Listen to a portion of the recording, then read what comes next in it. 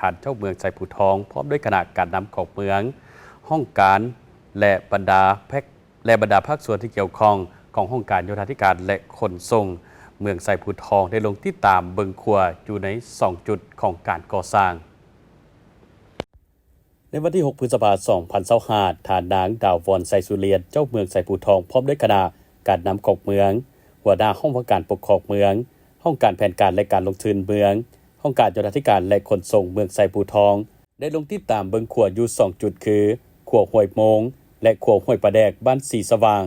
ที่เป็นเขตเชื่อมต่อกับบ้านนาจารเมืองสองคอนที่มีการสำรุดไปเพ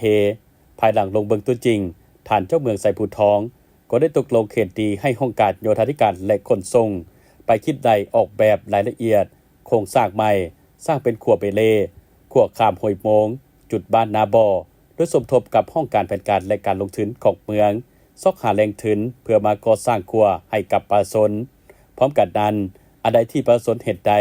เส้นว่าการอนามัยจุดที่จะสร้างขัวและแห่งงานต่างๆเพื่อประกอบเป็นทุนสมทบในการก่อสร้างของประชาชนก็ต้องได้จัดตั้งเป็นขบวนช่วยกันเพื่ออำนวยความสะดวกในการไปมาหาสู่กันสะดวกสบายขึ้นกว่าเก่าซึ่งขัวดังกล่าวมีความยาว18เมตรกว้าง 4.50 เมตรสามารถทำน้ำหนักบ่เกิน5ตนซึ่งเป็นขัวเชื่อมต่อระหว่างบ้านนาบอเมืองไซภูทองหาบ้านนาจารเมืองสองคอนขัวดังกล่าวเป็นขัวที่เฮ็ดด้วยไม้ยาว18เมตรกว้าง 4.50 เมตรมาฮอดปัจจุบันซึ่งทางเมืองกำลังขึ้นแผนคิดไล่โครงการก่อสร้างเป็นขัวเปเล่โครงการก่อสร้างขัวห้วยโมงบ้านนาบอแม่นทางบริษัทหนูค้ำแสดงเจตจำนงเสนอเข้ามารับเหมาก่อสร้างมูลค่า2ตึกกว่ากีบจากนั้นฐานเจ้าเมืองไซภูทองได้ไปเบิ่งขัวห้วยปลาแดกบ้านสีสว่างยาว24เมตรกว้าง 4.50 เมตรซึ่งจะมีการก่อสร้างส้นขัวทั้ง2เบื้องและเสากลางขัว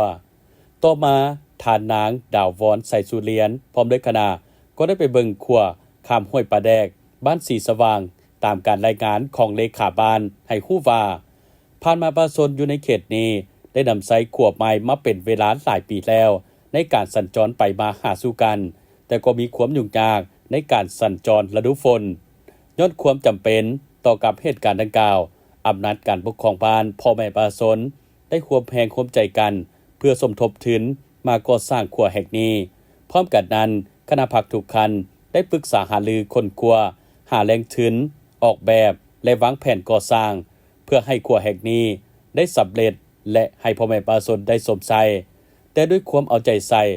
ด้วยความเป็นห่วงเป็นใยของการนำขันเมืองไซภูทองก็มีการซี้นำพาอย่างใกล้ชิดติดแท้จึงได้คนขัวและซอกหาแรงทุนตืมเพื่อมาช่วยเหลือการก่อสร้างต่อไปให้สำเร็จโดยไฟเพื่อให้ประชาชนได้สมใจทั้งอำนวยความสะดวกให้แก่การสัญจรของพ่อแม่ประชาชนในเขตบ้านสีสว่างหากเขตเชื่อมต่อเมืองสองคอนสามารถแก้ไขปัญหาความยุ่งยากในการไปมาหาสู่กัน